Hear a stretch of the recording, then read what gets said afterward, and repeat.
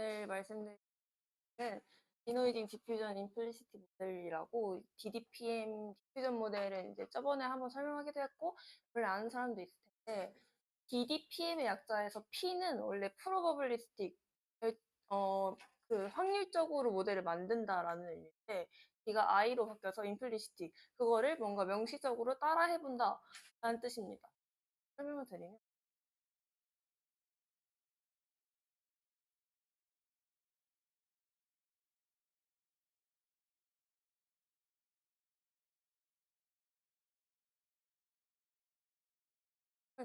이거는 이제 스탠포드 대학에서 2020 아까 설명드렸다시피 DDIM이라는 것을 결정론적으로 샘플링을 하고 이거는 DDPM보다 모델이 빠르다라는 장점을 가지고 있습니다.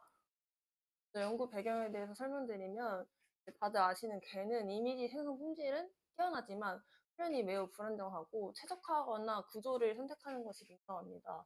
하지만 이제 라이크우드 베이스드 모델이라는 예를 들어 오토인코더나 VA는 안정적이지만 겐에 비해서 샘플 품질이 낮습니다. 하지만 요즘에 나온 DDPM이라는 것은 겐보다 혹은 겐보다 더 품질이 더 좋게 나올 수가 있고 학습 안정성 또한 좋고 모드 붕괴, 한 샘플이 계속 여러 개 나오는 이러한 현상들이 완화가 됩니다. DDIM은 또 무엇이냐? 핵심 아이디어는 노이즈가 추가된 데이터를 점차 복원하는 마이크로 체인 기반 역학산 과정을 통해서 DDPM은 원래 이미지를 생성을 하게 됩니다. 와이코브 체인을 설명을 드리면 XT에서 점점 돌아가면서 모델을 생성을 하는데 XT가 만약에 1000이라고 하면 1000에서 999번 갔다가 998번 갔다가 이런 식으로 한 단계씩 꼭 늘려야 하는 그런 과정이라고 간단하게 설명드릴 수 있을 것 같습니다. 하지만 이런 DDPM은 수천 개의 타임 스텝이 필요하기 때문에 샘플 하나에 생성이 많은 시간이 소요가 되고, 하지만 이번에 설명드린 DDIM은 DDPM의 느린 샘플링 문제를 해결하면서 하지만 품질 저하 없이 생성 효율을 극대화한 프레임워크입니다. DDIM에 대해서 설명드리면 기존의 DDPM 위의 그림이 DDPM 그림인데요. 노이즈에서 원본을 이미지를 되돌리는 역방향 마르코프 샘플링을 이용을 했었습니다. 그래서 현재 시점 XT에서 이전 시점인 XT-1을 조건으로 샘플링을 하는 과정이었는데 이거는 앞서 말씀드렸다시피 매 타임 스텝마다 노이즈가 포함된 확률적 샘플링을 수행을 하기 때문에 한 번의 샘플링에도 수백에서 수천 스텝이 필요하고 느린 생성으로 속도가 되게 됩니다.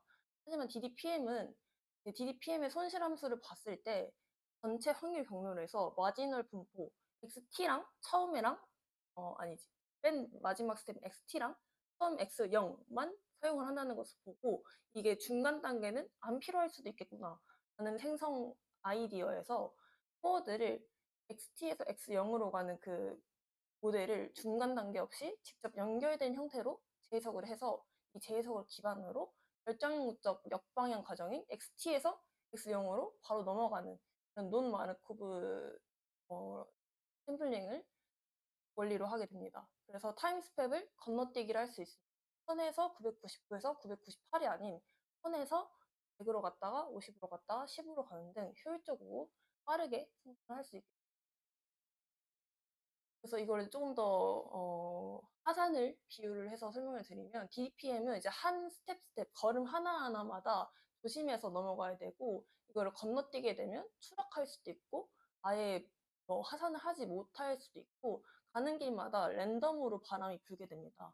그렇기 때문에 시간도 소요가 많이 되고 불안정한 요소가 있을 수 있는데 DDIM은 이제 GPS로 저기 정상 저기 있구나 하고서 바로 점프하고 넘어갈 수 있는 그런 것을 비유를 할 수가 있습니다. 그리고 이제 DDIM의 샘플링 수식은 다음과 같은데 잘 설명을 드리면 이제 xt-1 시간 t-1에서 생성되는 단기 이미지인데 이는 어떻게 구성이 되냐면 시그널과 디노이즈 디렉션과 옵셔널 노이즈로 구성이 됩니다.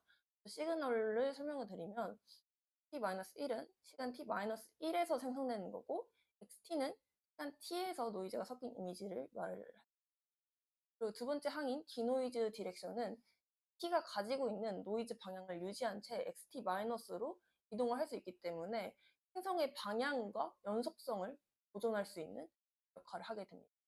그리고 DDIM에서 중요하다고 생각하는 게 마지막 항인데 옵셔널로 노이즈를 줄 수 있게 됩니다.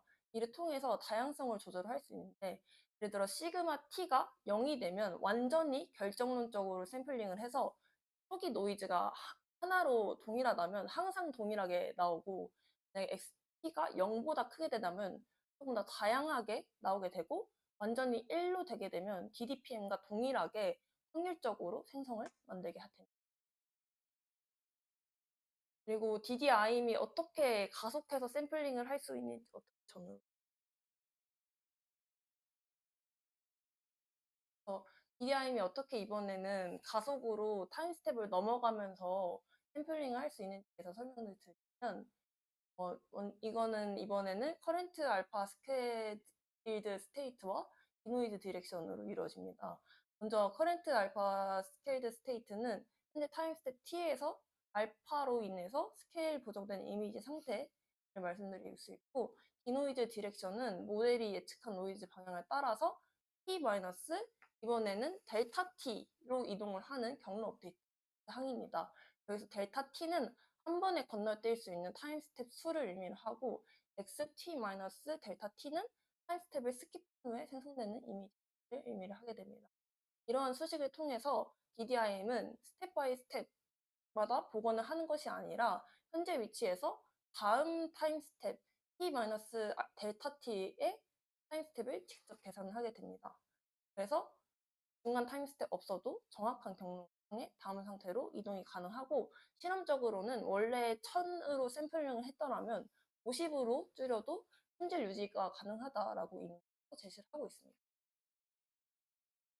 이제 여기서부터 제가 바빠서 대충 만들기 시작한 슬라이드인데 설명을 드리면 DIM하고 가로치고 타우 있는 것이 무엇을 의미하면 타임 스텝이 몇 개였는가를 의미를 하게 됩니다.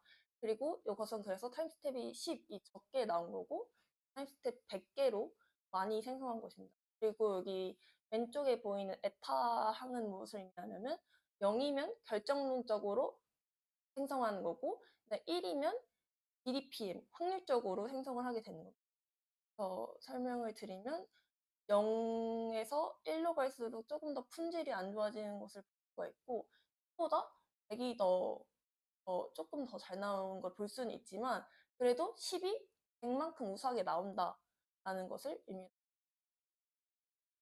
여기서부터 이제 제가 개인적으로 DDPM과 DDIM을 비교한 수행 결과인데 이것도 나중에